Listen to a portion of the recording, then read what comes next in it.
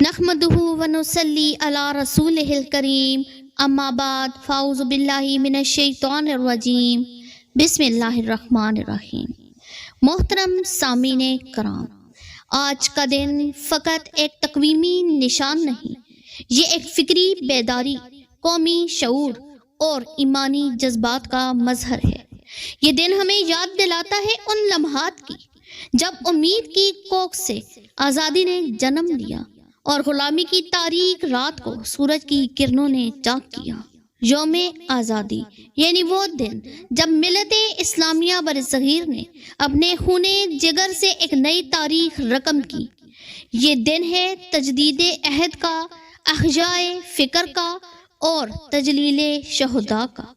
یہ وہ ساعت مبارکہ ہے جب اذانوں کی صدا نے توپوں کی گھن گرج پر سبقت حاصل کی، جب ہجرتوں کے قافلے ایک نظریے کی بنیاد پر نئے افق کی طرف رواں دواں ہوئے، اور جب لاکھوں لبوں نے ایک صدا بلند کی، پاکستان کا مطلب کیا، لا الہ الا اللہ۔ یہ دن تقاضا کرتا ہے کہ ہم محض جشن نہ منائیں بلکہ جذبہ بھی جگائیں۔ ہم صرف پرچم نہ لہرائیں بلکہ کردار بھی سنواریں۔ ہم صرف ترانے نہ گائیں بلکہ تاریخ کو اپنائیں۔